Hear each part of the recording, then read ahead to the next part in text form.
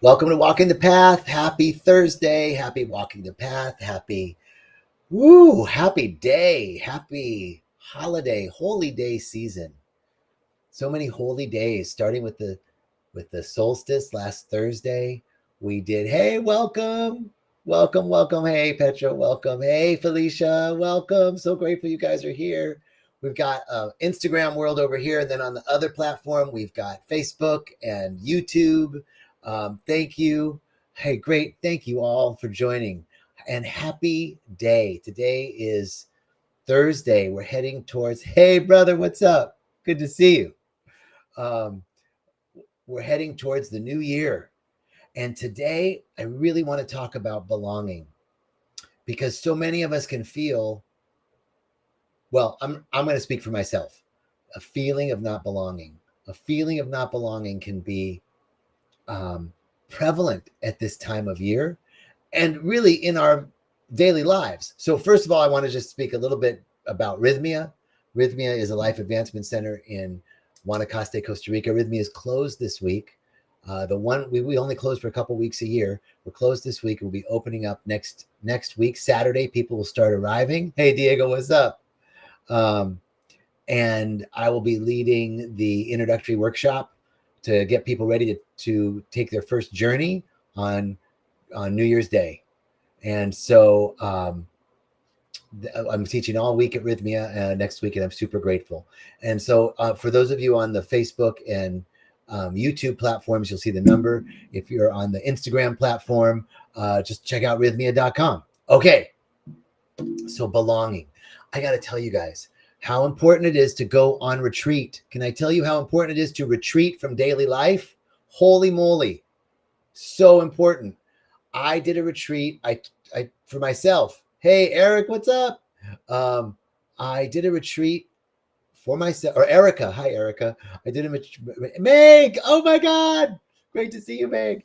I did a retreat recently, and I found out, like, it was a psilocybin retreat, and I got to see an old story. Oh man, like an old story surfaced. It was really, but before I even started seeing any visuals, this remembrance came forth.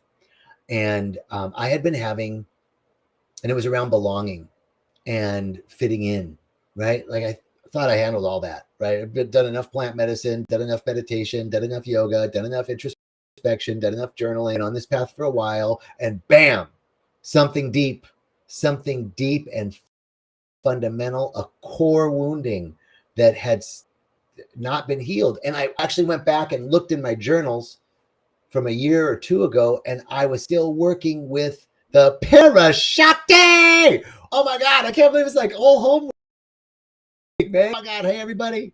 Okay, so I had gone back in my old journals, and I've been talking about journaling. I journaled about belonging for years. So a deep, like we could be working on these things and come to a place, and then it's almost like when we're stretching a muscle, and you're like stretching it, and then something releases, and it, oh wow. I mean, I had been stretching it, but something released, and it just went, whoa, no, that's stretching. That's what happened. So I want to share with you guys this very personal story. Are you ready? In Spanish, when you're going to tell somebody some gossip, you go, cállate, like, shut up. Like, shut the fuck up. I'm going to tell you something, girl. Okay. Cállate. Okay, so I'm going to, cállate. I'm going to tell you something about me. So I have been having these dreams about my family business. I grew up in Tucson, Arizona. And hi, love. I can't wait to see you too, Parashakti. Okay, I'm not going to get distracted. So I grew up in Tucson, Arizona, and my family had a restaurant. You know, like, have you ever seen My Big Fat Greek Wedding? It was my big fat Lebanese, family restaurant. That's basically what it was. And I grew up in the restaurant, and we were one of the older family businesses in town. There was another family business that was older, and I grew up very comfortable, right? Life was good. I never wanted for anything. Hey, what's up? Thank you. Miss you too. I never, I had a very nice middle class childhood, and always had my needs taken care of. But so, when your family owns a business, there's some, there can be some, like, I remember, okay, let me just get to it. So I remember being like 7 or 8, and we had remodeled. They did a big remodel of the restaurant. It had been there for years, and they did a huge remodel, and they took out a loan. And then there was like a balloon payment for the loan that was coming up. And I just remember overhearing talk about the balloon payment. Well, I don't know the truth of it. I mean, they might have just been talking about, okay, this payment's due. But in my mind, it was something to worry about. So I took on some worry about that. And I remembered this feeling of worry about this balloon payment. And then, on my mom's side of the family, our cousins were pretty wealthy compared to what we were. And there was always, this talk about really anybody. It was like, well, if I had their money, or even people in the community, well, if we had their money, it'd be all right. Like, there was this talk about other people being more affluent than we were.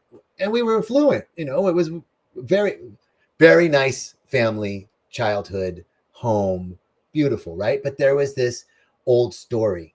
And I started putting these things together in the same together, why I had these dreams of this family business that no longer exists. And why I haven't worked at that restaurant for 25 years, and I'm having these dreams about it. And then I go to plant medicine ceremony, and all of these little fragments of memory of a story that I made up about not being about comparison, fundamental comparison to another side, to the other old family business in town, to the bank, right? Other businesses, what other family businesses were, these ideas of my family, my own family's story about how other people were more affluent than we were.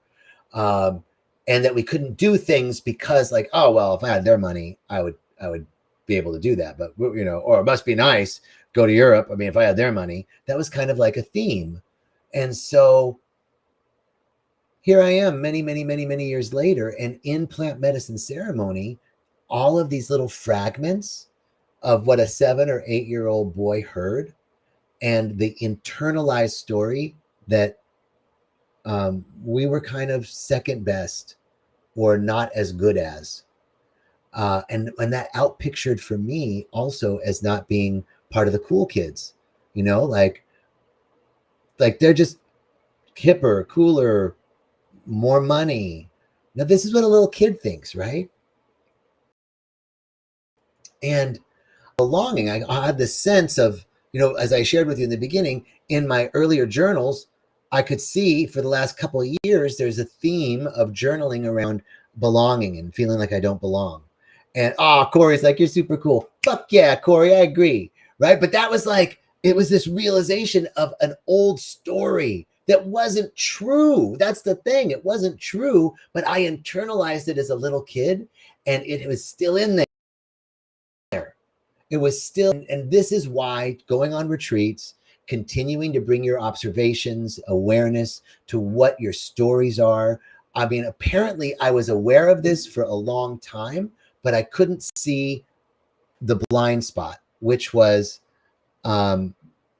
I had a belief that I wasn't as good as these other people, whether it was other family members or other business people or other people in school.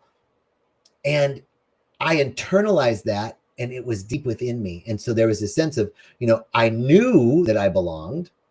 I knew that everywhere I went, like, people genuinely are happy to see me. I'm generally not the person that people are like, oh, look, let's go, he's here.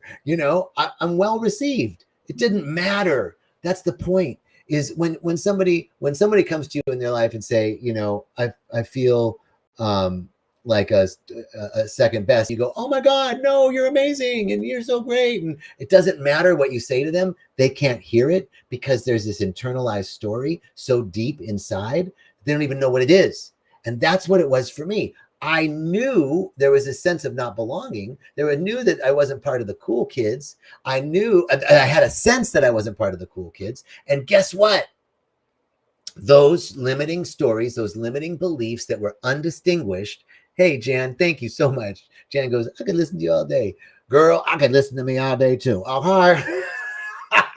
Okay. So those limiting beliefs, those limiting stories are so deeply ingrained within us that the reality of our experience, our state of mind creates our reality. And so I was creating an experience of not being part of the cool kids. I was limiting myself. And this also came up in this retreat because the retreat was a gay retreat. Okay. It was a gay retreat for gay men, male identified GBTQ and psilocybin. And at the Jungle Neighborhood, which is this cool retreat center in Costa Rica. And I went and it was a spiritual retreat, but it was all gay men. So there were moments in the retreat, there were moments in the retreat where we were all cuddling. Like there were like 10 of us on this big mat and all these gay men cuddling. And then dig this. There's a moment I was like kind of in there, and then somebody got up, the person next to me got up to leave. And I was like in my head, like, do I move over? What do I do? I don't know what to do. Right. Like I could see how my limiting stories of being excluded were making me excluded when all I had to do was dive in. And this is what it is with life. Like life is this big cuddle puddle. Just fucking dive into the cuddle puddle, right? And nobody's going to be like, get away. No, they're like, oh, come on. And it was so healing because, well, typically cuddling leads to sex, right? So it was really nice to be in a situation where it didn't lead to sex, where we were just loving each other as gay men without it having to lead to let's get it on, without having to do that. Really amazing. All healing about belonging, all healing and seeing the ways in which I was limiting my own experience by feeling outside, by making myself an outsider. Feeling like an outsider, I was making myself an outsider, and I was having the experience of being an outsider. Isn't that fucking crazy? Thank you. Is it Randy? I don't remember. I can't read. Argandi 73 says, thank you. This resonates so much. It resonates with me too. Because I'm creating it. I can still see. So here's the thing. When we have these big realizations, right? It doesn't mean Rita. Oh, Rita, what's up, girl? She's like, it's me, it's Rita. When we have these big realizations, it doesn't mean just because we have the realization that it's healed. What it does mean is that now we get to continuously bring our awareness to this. These feelings of not belonging, of not being part of the cool kids, of being second best still come up. I get to identify them now and say that program is no longer valid. I'm turning the page on that story because Corey told me I'm cool. Right? Right? Really change the story to, hey, Brock, what's up, brother? We have to change the story and consciously turn the page. We've healed something in the plant medicine journey. We've healed something in our meditations and in our journaling. And now when it comes up again in life, we get to change the story and identify it and go, oh, there's that feeling of not belonging. Oh, there's that feeling of me withholding myself. And actually creating the feeling of exclusion within me and therefore replicating that feeling in my experience. So I get to turn the page and extend myself a little bit. I get to turn the page and go forward. And what if I get rejected? Oh, fucking what? Oh, big fucking deal. They don't know what they're missing because I'm cool. Right? Cool. That's right. You cool. I cool. We cool. We are, let me tell you something. We all come from a line of cool fucking people. Even if you don't believe it. Cool, successful, lucky, and good looking. I told this story recently at Rhythmia. For each of us to be here right now, we had to come from a long line of good-looking, successful, cool, belonging people. We had to come from a line of people that belonged. We had to come from a line of people that were successful, good-looking, and lucky. Lucky. You feel like you're not lucky? For you to be here, you had to be lucky, because for you, every one of our ancestors from the first creepy crawlies that came out of the sea had to be successful enough, had to be lucky enough to be born, had to be successful enough to make it to an age where they could reproduce, had to have as great a sense of community and belonging to be able to find another member of the species, be good looking enough for that member of the species to be attracted to them, to reproduce. They had to have a community to support. They had to belong to something. And from that belonging, that offspring was able to, lucky enough and successful enough, to grow up into an age where they could reproduce, and had to be good looking enough for another member of the species to be attracted to them and reproduce. And that offspring had to be lucky enough and successful enough to make it to an age where they could reproduce, had to have enough belonging, enough community, had to be good looking enough to attract another member of the species, for that member to have an offspring, bam, and so on and so on and so on and so forth, until you and me, so you and me, we come from a long line of lucky, successful people who belong, community people, and good looking. Don't get it twisted. You good looking, baby. You good looking. You cool. Had to be for us to be here right now. Let's just be real about it. So when those stories of not belonging come up, when those stories of not enoughness come up, we get to identify them. Ooh, that feels, I'm going to turn the page on it. I'm going to let that go. I'm going to let it be. That no longer belongs. Hey, Paula, that story is no longer valid.